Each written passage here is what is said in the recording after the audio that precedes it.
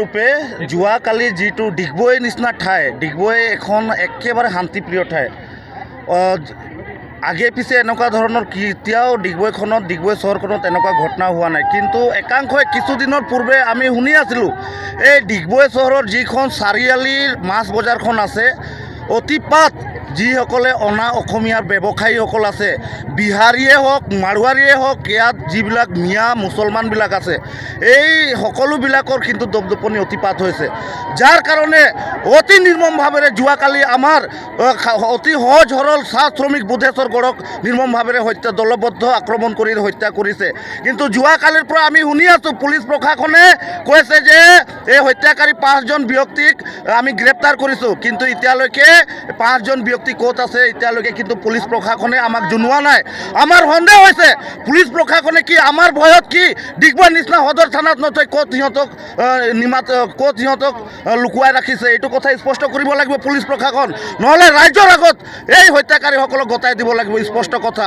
আৰু আমি আগতেও কৈছোঁ, এতিয়াও কৈ আহিছোঁ, বহুত হ'ল এই খাটি খোৱা সহজ সৰল চাহ শ্ৰমিকৰ ওপৰত অন্যায় অত্যাচাৰ। কিন্তু এতিয়া অন্যায় অত্যাচাৰ আৰু সহন কৰা নহ'ব।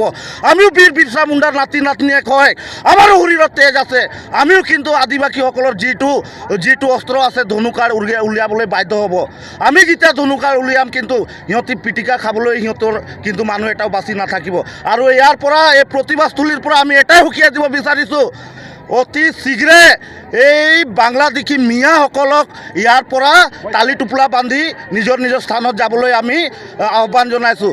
যদি নাযায় ইয়াৰ ওপৰত যদি পুলিচ প্ৰশাসনে কোনো ধৰণৰ যদি সিহঁতৰ ওপৰত ব্যৱস্থা গ্ৰহণ নকৰে, আমি কিন্তু চাহ শ্ৰমিক ৰাইজ তথা আশা তথা আশা আমি বাধ্য হ'ম সিহঁতক ইয়াৰ পৰা ব্যৱস্থা গ্ৰহণ কৰিবলৈ। যিহেতু দেখিছোঁ আমি বিধায়কে কেৱল মাত্ৰ এটা ফেচবুক, সেইটোৱে যিজনে নিজকে কৰ্মযোগী বিধায়ক বুলি কয়, আজি সুৰেন ফুকন ডাঙৰীয়া যিজন বিধায়কে বাৰম্বাৰ 2-3টা নিৰ্বাচন আমাৰ মানুহৰ পৰা কেৱল ভোটৰ সময়ত গৈ চেলফি মাৰি এই কাকা এই নানা এই বাড়ি কৈ খালি ভোট আদায় কৰি অকল ফেচবুকত এটা টুইট লিখি দিলে নহ'ব।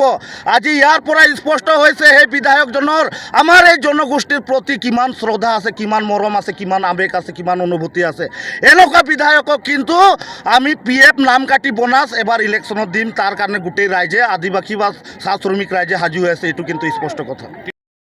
চাওক, আজি হেজাৰৰো অধিক চাহ শ্ৰমিক ৰাইজ আজি নিজ প্ৰতিবাদ সাব্যস্ত কৰিবলৈ তেখেতসকলে ওলাই আহিছে।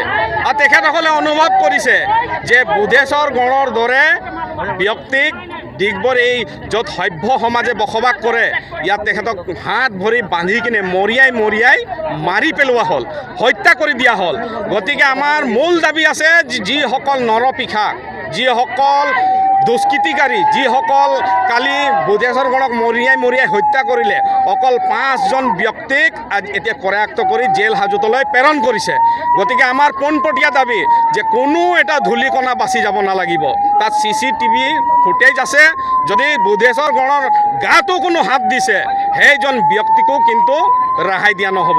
আমাৰ প্ৰশাসনক আমাৰ এটা পোনপটীয়া দাবী। আৰু দ্বিতীয় নম্বৰ দাবী হৈছে যে এই বজাৰখন চৰকাৰী হওক বা বেচৰকাৰী হওক মৃত বুধেশ্বৰ গড়ৰ নামত উচৰ্গা কৰিব লাগিব। অতি শীঘ্ৰে বুধেশ্বৰ গড়ৰ ইয়াত নাম ফলক আঁৰিব লাগিব বজাৰ সমিতিয়ে, আমাৰ পোনপটীয়া কথা। আৰু যেতিয়ালৈকে বুধেশ্বৰ গড়ৰ তিলনি নহয়, তেখেতসকলৰ পৰিয়ালবৰ্গই যেতিয়ালৈকে তিলনি নাপাতে, যেতিয়া আমাৰ চৌকা নজ্বলিব, ব্যৱসায়ো সম্পূৰ্ণৰূপে বন্ধ থাকিব, আমাৰ পোনপটীয়া দাবী। আৰু ডিগবৈত যি সভ্য সমাজে বসবাস কৰে কোনো এজন ব্যক্তি, কোনো এটা দল সংগঠনে বৰ্তমানলৈকে কোনো প্ৰতিক্ৰিয়া নাই। আজি তেখেত বাগিচা অঞ্চলৰ হোৱাৰ বাবে কোনো ধৰণৰ প্ৰতিক্ৰিয়া নাই নেকি? তেখেতসকলে আমাৰ প্ৰশ্ন, আজি দল সংগঠনৰ এটা প্ৰতিক্ৰিয়া নাই, জনপ্ৰতিনিধিৰ কোনো প্ৰতিক্ৰিয়া নাই। আজি বগাপানী চাহ বাগিচাৰ পৰা আদি কৰি শ্ৰীকৃষ্ণ হোলংহাবি অন্যান্য গাঁও অঞ্চলৰ পৰা আজি ভোট লৈ কেইবাটাও বিধায়কৰ আসন, কেইবাটাও কাৰ্যকাল দখল কৰি আছে। সেই বিধায়কগৰাকী আজি ক'ত গ'ল আজি সুৰেন ফুকন ডাঙৰীয়া? ক'ত গ'ল তেখেত? আজি এবাৰো তেখেতৰ সময় নহ'ল নেকি? যোৱাকালি হত্যা কৰি দিয়া হ'ল, এতিয়ালৈকে কিন্তু খবৰ লোৱা নাই। লৈছে নেকি ৰাইজ? গতিকে আমাৰ পোনপটীয়া দাবী আছে যে বুধেশ্বৰ গড়ৰ হত্যাকাৰী যিসকল জড়িত আছে এটাও ধূলিকণা বাচি যাব নালাগিব, আমাৰ মূল দাবী আছে। আৰু নাম ফলক অতি শীঘ্ৰে আঁৰিব লাগিব আৰু ব্যৱসায়ৰ লগত জড়িত থকা যিমান ব্যক্তি আছে উচিত বিচাৰ কৰি দিব লাগিব ইয়াত, কাৰণ তেখেতৰ পৰিয়ালবৰ্গ আছে, সম্পূৰ্ণ ক্ষতিপূৰণ দিব লাগিব। সম্পূৰ্ণ তেখেতসকলক ক্ষতিপূৰণ নিদিয়া পৰ্যন্ত কিন্তু আমিও মনে মনে বহি নাথাকিম। আমি কঠোৰ কেতিয়া হওঁ, যেতিয়া আমি দেখোঁ যে সভ্য সমাজে যেতিয়া এই ভুলবিলাক কৰে, যেতিয়া হাত ভৰি বান্ধি কিনে বুধেশ্বৰ গড় নিচিনা ব্যক্তিক হত্যা কৰি দিয়া হ'ল, তেতিয়াহে আমি সংগঠনবিলাকে আমি ওলাই আহিবলৈ বাধ্য হওঁ। ইয়াত আমাৰ কোনো গৰজ পৰা নাই আন্দোলন কৰিবলৈ, কোনো গৰজ পৰা নাই। আজি খাটি খোৱা চাহ শ্ৰমিক লোকসকলে ওলাই আহিছে এটাই কাৰণত যে ডিগবৈ টাউনৰ মাজমজিয়াত বুধেশ্বৰ গড়ক হত্যা কৰি দিয়া হ'ল। আমি কি কৰিম এতিয়া? পৰৱৰ্তী দিনত এই ধৰণৰ আৰু ঘটনা হ'ব নেকি? গতিকে ইয়াত মিয়াৰ দপদপনি চলিবলৈ দিয়া নহ'ব। আৰু যিসকল ইয়াত ব্যৱসায় জড়িত আছে, নিজকে শ্বেৰ খান বুলি কয়, আমাৰ আগত আহক শ্বেৰ খান হৈ দেখাবলৈ, আমাৰ আগত আহক। আমাৰ এটাই কথা যে তেখেতৰ ব্যৱসায় পুলিয়ে পোখাই ইয়াৰ পৰা তেখেতৰ যিমান ইয়াত টেবুল চেবুল আছে, যিমান দোকান আছে বন্ধ কৰিব লাগিব, নহ'লে আমাৰ সদায় তীক্ষ্ণ নজৰ থাকিব, এই ব্যৱসায় কিন্তু কৰিবলৈ দিয়া নহ'ব। আমাৰ মূল দাবী আছে।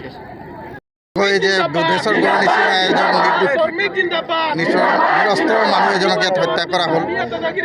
আমি অসম স্বাধীন ছাত্ৰ সন্থা আৰ্টছৰ পৰা ইতিমধ্যে আমি এটা ঘোষণা কৰিছোঁ যে তেওঁ যেতিয়ালৈকে তুলনীয় নহয় তেতিয়ালৈকে বজাৰ বন্ধ থাকিব লাগিব আৰু বজাৰ সমিতিৰ নামত বুধেশ্বৰ গড়ৰ নামত নামৰ ফলক হ'ব লাগিব আৰু অন্যথাই আমি গভীৰ আন্দোলন কৰিবলৈ বাধ্য হ'ম। আৰু যি বুধেশ্বৰ গড়ক হত্যা কৰা হ'ল, সেই বজাৰ সমিতিৰ বিষয়ববীয়াসকলে যেতিয়ালৈকে হৰাই লৈ চাহ শ্ৰমিক ৰাইজৰ ওচৰত ক্ষমা নুখুজিব তেতিয়ালৈকে কিন্তু আমি এই আন্দোলন চলাই থাকিম।